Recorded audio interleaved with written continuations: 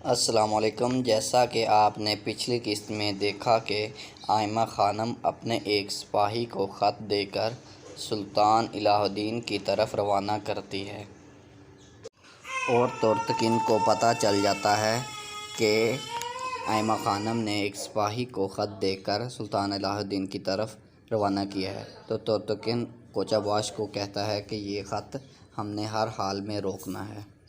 اور جب سپاہی خط لے کر راستے میں جا رہا ہوتا ہے تو کوچہ باش منگولوں سے جا کر مدد مانگتا ہے اور منگولوں کو راستے میں کھڑا کر دیتا ہے، اور منگول اچانک سپاہی پر حملہ کر دیتے ہیں اور سپاہی کو پکڑ لیتے ہیں۔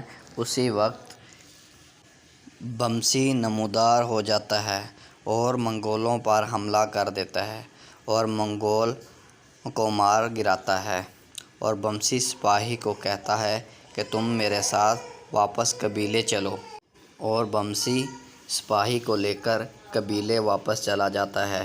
تو آئمہ خانم کو بتاتا ہے کہ منگولوں نے حملہ کر دیا تھا اور ہم نے سپاہی کو بھی بچا لیا اور خط بھی بچا لیا۔ اور دوسری طرف ارطغرل حلیمہ کو کہتا ہے کینیا جانے کی تیاری کرو، ہم کینیا جا رہے ہیں، کیونکہ سپاہی خط لے کر نہیں پہنچ سکا، اس لیے ہمیں خود جانا ہوگا۔ لیکن حلیمہ سلطان اور دہلی تعمیر کو قبیلے سے باہر نکلنے کی اجازت نہیں تھی، اس لیے ارطغرل ایک چال چلتا ہے اور دہلی تعمیر کو کوچہ باش کے پاس بھیجتا ہے، اور دہلی تعمیر پہلے اس کی تعریفیں کرتا ہے اور پھر اسے کہتا ہے کہ مجھے آپ کی ایک مدد چاہیے، میں اور حلیمہ سلطان چپکے سے قبیلے سے نکلنا چاہتے ہیں کیونکہ داخلی راستے پر تمہارا پہرہ ہے، اس لیے تم ہمارے نام کلیئر کروا دو۔ اور پھر کوچہ باش دہلی تعمیر سے پوچھتا ہے کہ کیا آپ لوگ ارطغرل کو ملنے جا رہے ہو؟ جس پر دہلی تعمیر کہتا ہے ہاں میں ارطغرل کو ملنے جا رہا ہوں، اور پھر کوچہ باش فوراً رضامند ہو جاتا ہے۔ کوچہ باش یہ سمجھ رہا تھا کہ میں اس طرح ارطغرل تک پہنچنے میں کامیاب ہو جاؤں گا، اس لیے اس نے دہلی تعمیر کو اجازت دے دی کہ چلو ٹھیک ہے، آپ جا سکتے ہیں، آپ کو اجازت ہے، میں آپ کو قبیلے سے باہر نکلوا دوں گا۔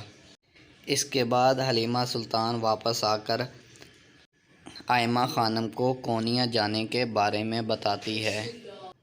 آئمہ خاتون کہتی ہیں کہ راستہ اتنا خطرناک اور بہت طویل ہے، اتنا لمبا سفر تم کیسے کرو گی؟ بہت خطرناک، بہت دشواریاں ہیں اس راستے میں۔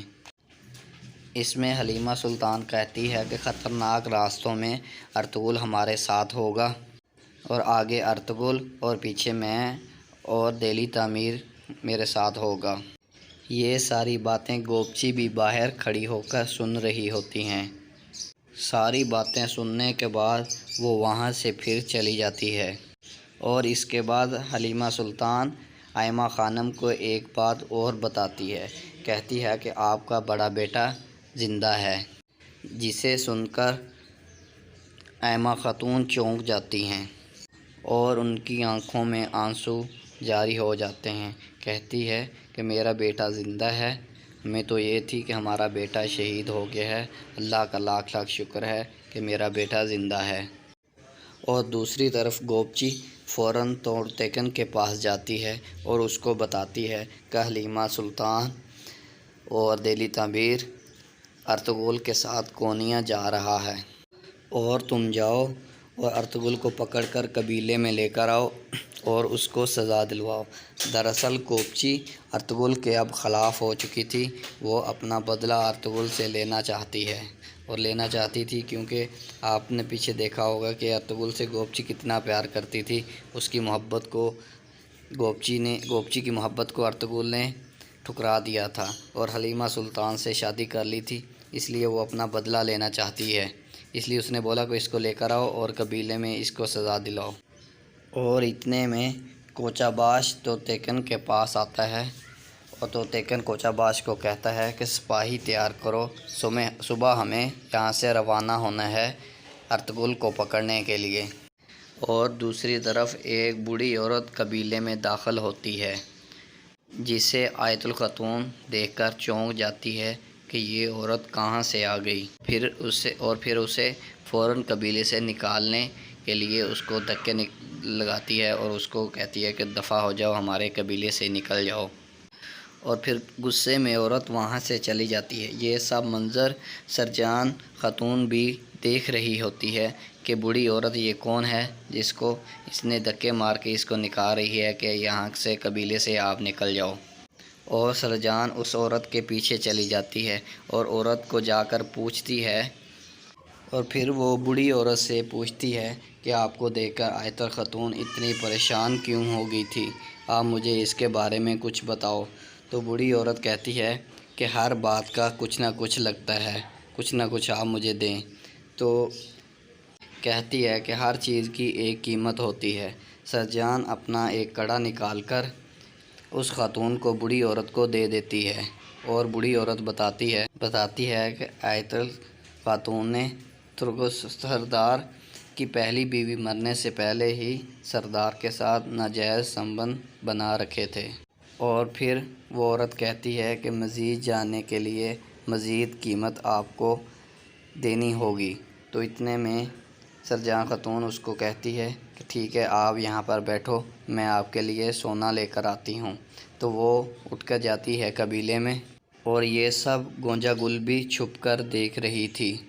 اور کیونکہ آیت الغل نے اس عورت کے بارے اس کو سب کچھ بتا دیا تھا، اور اس کے جانے کے بعد گونجا گل اس عورت سے پوچھتی ہے کہ تو نے سرجان کو کیا بتایا؟